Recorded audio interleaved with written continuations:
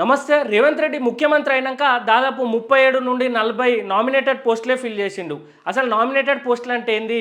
అవి ఎందుకు ఇయ్యాలి? అవి వేటికి ఇయ్యాలి అనేది మనం ఈ వీడియోలో తెలుసుకుందాం.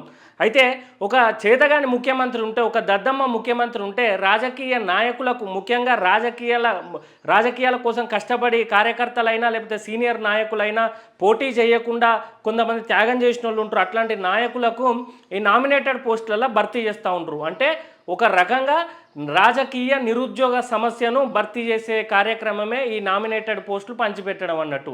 ఇది ఏ పార్టీ అధికారంలో ఉన్నా పార్టీ కోసం కష్టపడ్డ కార్యకర్తల కోసం, సీనియర్ నాయకుల కోసం, లేకపోతే ఇట్లే రకరకాల రీజన్స్ ఉంటాయి, వాళ్ళ కోసం ఫుల్ఫిల్ చేసి వాళ్ళకి ఏదో ఒక ఉద్యోగం లాగా ఇస్తుంది.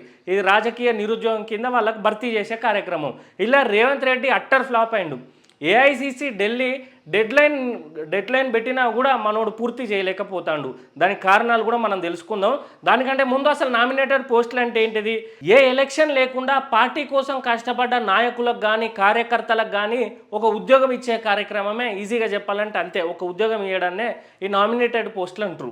ఈ నామినేటెడ్ పోస్టుల ద్వారా గవర్నమెంట్కుని ఇటు కార్పొరేషన్ అయినా లేకపోతే కమిషన్ అయినా ఒక అడ్వైజర్ని నియమించడం, కొన్ని సంస్థలకు మధ్య బ్రిడ్జ్ లాగా పనిచేస్తారు ఈ నామినేటెడ్ పోస్టులు ఉన్న చైర్మన్లు. అయితే ఈ నామినేటెడ్ పోస్టులు ఏ డిపార్ట్మెంట్లు ఉంటాయంటే దాదాపు అన్ని డిపార్ట్మెంట్లలో అన్నిటిని అనుసంధానం చేసేది కాబట్టి అన్ని డిపార్ట్మెంట్లకు ఇది వర్తిస్తుంది. ముఖ్యంగా నామినేటెడ్ పోస్టులు కార్పొరేషన్లలో ఉంటాయి, కమిషన్లలో ఉంటాయి, అడ్వైజరీ లాగా ఉండే దాంట్లో కూడా కొన్ని నామినేటెడ్ పోస్టులు ఉంటాయి, కొన్ని బోర్డ్స్ ఉంటాయి, బోర్డ్స్ ఇలా కూడా నామినేటెడ్ పోస్టులు ఉంటాయి. ముఖ్యంగా కార్పొరేషన్లు చూసుకుంటే టూరిజం కార్పొరేషన్ కానీ, మినరల్ కార్పొరేషన్ కానీ, బీసీ ఎస్సీ ఎస్టీ సంబంధించిన కార్పొరేషన్లు కానీ, housing corporation, civil supplies corporation, fisheries corporation, agro ఇండస్ట్రీకి సంబంధించిన కార్పొరేషన్, ఇట్లా అన్ని విధాలుగా కార్పొరేషన్లు అనేది ఫామ్ అయి ఉన్నాయి. ఇంకా బీఆర్ఎస్ వాళ్ళు ఫెడరేషన్లను కూడా పెట్టిళ్ళు. కాంగ్రెస్ ప్రభుత్వంలో వచ్చినాక వీళ్ళు కూడా కొన్ని ఫెడరేషన్లు పెట్టిళ్ళు.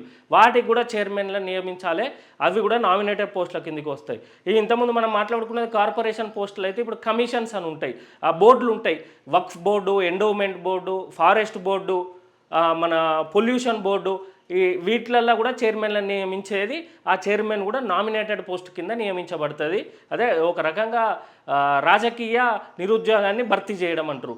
కమిషన్లు అంటే మనకు తెలుసు, human rights commission, SC ST BC కమిషన్లు, ఎలక్షన్ కమిషను, ఇట్లా రాష్ట్ర వ్యాప్తంగా ఉన్న అన్ని కమిషన్స్లల్లో నామినేటెడ్ పోస్టులు భర్తీ చేస్తూ ఉంటాడు. అయితే ముఖ్యంగా రేవంత్ రెడ్డి ఎందుకు ఫిల్ చేయలేకపోతాడంటే, ఎందుకనంటే రేవంత్ రెడ్డి కొత్తగా తీసుకొని వచ్చిన కాంగ్రెస్ పార్టీని, వెనకటి నుండి ఉన్న కాంగ్రెస్ పార్టీ ఈ నామినేటెడ్ పదవులు 100, 200, 300 ఉంటే ఎగబడేటోళ్ళు 30-40 వేల మంది ఉంటారు. సేమ్ నిరుద్యోగుల సమస్యలు అని కార్పొరేషన్ సమస్య కూడా ఉంటుంది. ఎంతోమంది వాళ్ళ సీటు వదులుకొని లేకపోతే వాళ్ళు కొందరికి నియమించి కొందరు సజెస్ట్ చేసి ఎన్నో చేసిన కట్టర్ కార్యకర్తలకు, సీనియర్ నాయకులకు ఈ నామినేటెడ్ పోస్టులు ఇచ్చి వాళ్ళను సల్లబెట్టే కార్యక్రమం చేస్తూ ఉంటారు. అయితే అందులో రేవంత్ రెడ్డి అట్టర్ ఫ్లాప్ అయిండు.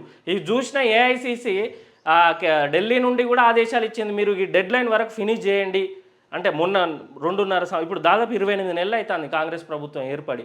మొన్న డీసీసీలను నియమించిండు, డిస్టిక్ కాంగ్రెస్ కమిటీ ప్రెసిడెంట్లను. అంత డిలే ఉన్నాడు మనోడు. అయితే వీటికి కారణాలు ముఖ్యంగా మాట్లాడుకుంటే రెండు కారణాలు ఉన్నాయి. ఒకటి, సీనియర్ కాంగ్రెస్ లీడర్ల వర్సెస్ రేవంత్ రెడ్డికి సంబంధించిన వర్గం. రేవంత్ రెడ్డి వర్గంలో ఉన్న కాంగ్రెస్ లీడర్లు ఉంటారు కదా, కొత్తగా వచ్చిన వాళ్ళు, జంప్ అయిన వాళ్ళు అందరూ రేవంత్ రెడ్డినే ఉన్నారు అన్నట్టు. రేవంత్ రెడ్డి వర్గంలో వీళ్ళకి ఇవ్వడంలా రేవంత్ రెడ్డికి అర్థం కాక తలకాయ పట్టుకొని ఉన్నాడు. సీనియర్ కాంగ్రెస్ అంటే old Congress versus new Congress లాగా. మనోడు ఇప్పుడు జగిత్యాలలో చూసుకున్నాం మనం, జీవన్ రెడ్డిని పక్కకు పెట్టిండుగా. అట్లా ప్రతి రాష్ట్రంలో ప్రతి జిల్లాల, ఉమ్మడి జిల్లా కానీ, చిన్న జిల్లా కానీ, కొత్త జిల్లాలు కానీ, ఏ జిల్లాలో చూసినా రేవంత్ రెడ్డి వర్గం ఒకటి ఉన్నది. వెనుకటి నుండి సీనియర్ కట్టర్ కాంగ్రెస్ నాయకులు ఒక వర్గం ఉన్నది. వీళ్ళకు అది కుదరక రేవంత్ రెడ్డి ఇయ్యలేకపోతాడు. ఇదొకటి.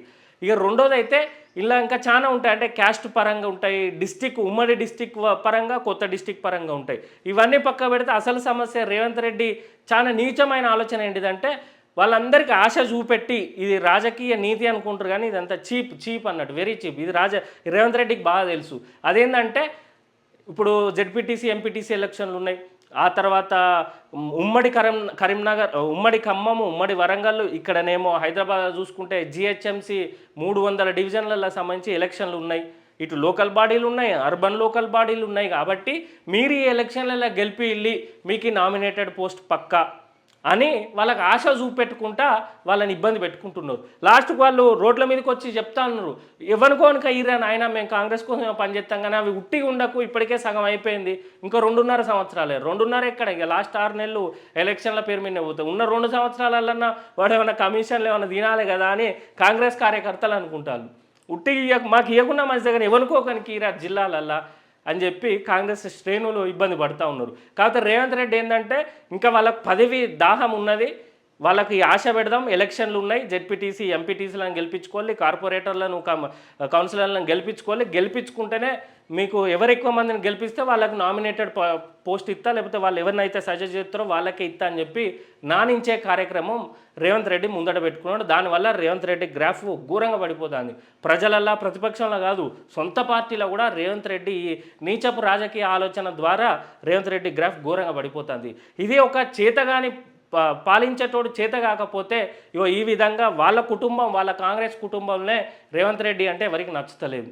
ఈయన తెచ్చిన వర్గం ఒక సైడు, మళ్ళీ ఈయన ఆశ చూపెట్టి ఇగో ఇస్తా రేపు గీ ఎలక్షన్లో గెలిపి గీ ఎలక్షన్ ఈయన మొహం చూసి అయితే గెలిపిస్తలేరు కదా ప్రజలు.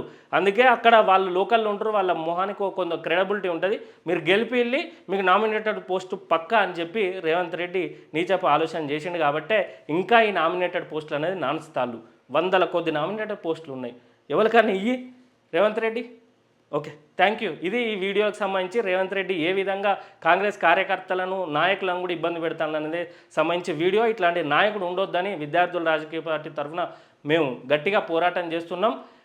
మా వీడియోలు మీకు నచ్చే ఉంటే లైక్ చేసి, షేర్ చేసి, సబ్స్క్రైబ్ చేయాలని తెలియజేస్తూ, జై తెలంగాణ, జై వీఆర్పీ, బ్యాటు గుర్తుకే మన ఓటు.